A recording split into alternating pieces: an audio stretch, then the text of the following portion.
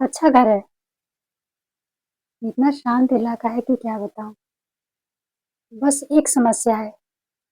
यहाँ से कब्रिस्तान बहुत नजदीक है। शायद इसी वजह से लोग यहाँ रहने से डरते होंगे, इसलिए इसका किराया इतना कम रखा गया है। पर अच्छा है, इसी कारण कम से कम यहाँ शांति तो है। Okay, good night. इतना कहकर दिव्या ने फोन रख दिया। दिव्या को इस घर में शिफ्ट हुए अभी कुछ ही वक्त हुआ था।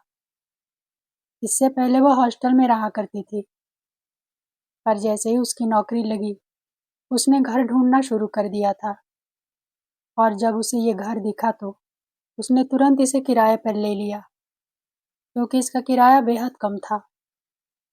रात के 11 बज चुके थे। दिव्या को नींद आने लगी थी। उसने लाइट ऑफ की और बेडरूम में सोने चली गई। दिव्या ने बिस्तर पर लेटते ही आंखें बंद कर ली। हल्का सा अंधेरा और घड़ी की टिक टिक ने कमरे को जैसे किसी अनजानी मौजूदगी से भर दिया था। कुछ मिनट बाद अचानक कमरे की खिड़की ने बहुत धीमे से आवाज की, जैसे किसी ने बाहर से उसे धीरे धीरे धक्का देकर खोला हो। खिड़की आधी खुल गई थी और उसके पीछे एक काली परछाई खड़ी थी। दिव्या की नींद एकदम टूट गई। उसी समय बाहर डोरबेल की आवाज सुनाई दी। इतनी रात में कौन आया होगा, ये सोचते हुए वह उठने ही लगी थी कि उसकी नज़र खिड़की पर चली गई। दिव्या समझ नहीं पा रही थी कि खिड़की तो बंद थी, वह खुली कैसे। उसे लगा शायद उसने ठीक से बंद नहीं किया होगा और तेज हवा से अपने आप खुल गई होगी। उसने खिड़की फिर से अच्छे से बंद कर दी, इस बात से बिल्कुल अनजान कि वह हवा नहीं कुछ और था। बाहर कोई बार बार बेल बजा रहा था, यह देखने के लिए कि कौन है। दिव्या सहमे कदमों से दरवाजे की ओर बढ़ी। डरते हुए उसने दरवाजा खोला। अरे, मैं तो भूल ही गई थी, मैंने खाना ऑर्डर किया था। दिव्या उसके हाथ से पैकेट लेकर दरवाजा बंद कर देती है। वह वापस कमरे में आती है, टीवी ऑन करती है और खाना खाने लगती है। दिव्या इस बात से बिल्कुल बेखबर थी कि इस घर का किराया इतना कम होने की असली वजह क्या थी। सच तो यह था कि जिस कंपनी ने यह घर बनाया था उसने पुराने कब्रिस्तान की ज़मीन खरीदकर उसी जगह पर यह घर खड़ा कर दिया था। खाना खाकर दिव्या सो चुकी थी। 1 घंटे बाद खिड़की के बाहर फिर से वही काली परछाई खड़ी थी। कुंडी ने धीमी सी आवाज की और खिड़की पूरी तरह खुल गई। अगले ही पल वह परछाई कमरे के अंदर आ गई। दिव्या गहरी नींद में थी। वह परछाई धीरे धीरे दिव्या के बिस्तर के पास पहुंची और फिर जैसे रेंगती हुई अचानक बिस्तर पर चढ़ गई। परछाई ने अपना हाथ दिव्या की ओर बढ़ाया। तभी दिव्या की नींद झटके से खुल गई। उसने देखा कि उसकी ओढ़ी हुई चादर अपने आप नीचे की ओर सरक रही है। दिव्या की धड़कन तेज हो गई। वह घबराई हुई बस सामने देख ही रही थी कि तभी पलंग के नीचे से हल्की सी चरमराहट की आवाज आई। उसने धीरे से सिर झुकाकर पलंग के नीचे झांका। वहां बिल्कुल काला अंधेरा था और उस अंधेरे में दिव्या को एक हिलता हुआ साया दिखाई दिया। इसकी तेज चमकती आंखें उसी को घूर रही थी। दिव्या की सांसें अटक गई। वह घबराकर तेजी से उठी और बेडरूम से बाहर भागी, फिर जल्दी से दरवाजा बंद कर दिया। दिव्या को अब भी अपनी आंखों पर यकीन नहीं हो रहा था। कहीं ये मेरा वहम तो नहीं।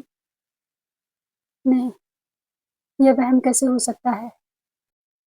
उसने पुलिस को फोन करने की सोची और तभी उसे याद आया कि भागते वक्त वह अपना फोन कमरे में ही छोड़ आई है।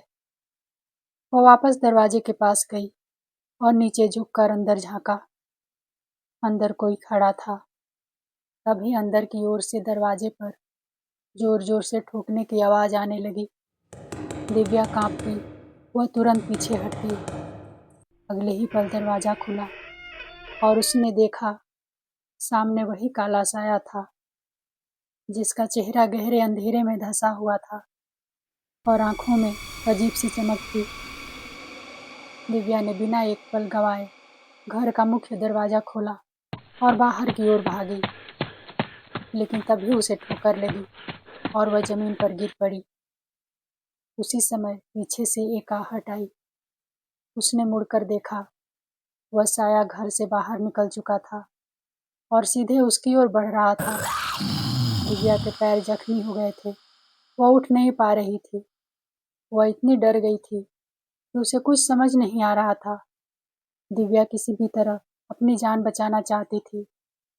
वह दर्द सहते हुए उठी और सड़क की तरफ भागने लगी। अब उसे समझ आ चुका था कि इस घर में आकर उसने अपनी मौत को दावत दी है। वह चीखना चाहती थी, लेकिन गले से आवाज ही नहीं निकल रही थी। दिव्या को वहाँ कोई रास्ता या सड़क नहीं दिख रहा था। डर और थकान से उसकी सांसें फूली हुई थी। उसे समझ नहीं आ रहा था कि वह कहाँ जाए। घबराहट में वह आगे बढ़ती हुई जंगल की ओर जाने लगी। जंगल के रास्ते से गुजरते हुए दिव्या सीधे उस कब्रिस्तान में पहुंच गई। वहां उसने देखा कि चारों तरफ एक एक करके कई सारी परछाइयां उभरने लगी थी। थोड़ी ही देर में उन आत्माओं ने दिव्या को चारों तरफ से घेर लिया। इतना सब देख पाना अब उसके बस की बात नहीं थी और दिव्या वहीं जमीन पर गिरकर बेहोश हो गई। जब दिव्या को होश आया तो उसने देखा कि उसके पूरे शरीर पर मिट्टी लगी हुई है और वह किसी बंद जगह में कैद है। दरअसल वह कब्र के अंदर थी। कोई है? खोलो इसे, खोलो। दिव्या घबरा कर कब्र की मिट्टी को दोनों हाथों से खुरचने लगी। धीरे धीरे ऊपर की मिट्टी ढीली हुई और एक झटके से वह बाहर निकल आई। दिव्या तेज कदमों से भागती हुई सड़क तक पहुंची।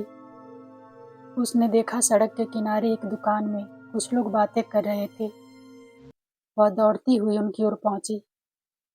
तभी एक तेज रफ्तार गाड़ी आई। दिव्या चीखने ही वाली थी कि तभी गाड़ी उसके आर पार निकल गई, जैसे उसका शरीर वहां हो ही नहीं। उसी पल दिव्या को एक अजीब सा खालीपन महसूस हुआ, जैसे उसका शरीर खत्म हो चुका हो। वह समझ चुकी थी, वह कब्र से तो भाग पाई थी, पर मौत से नहीं।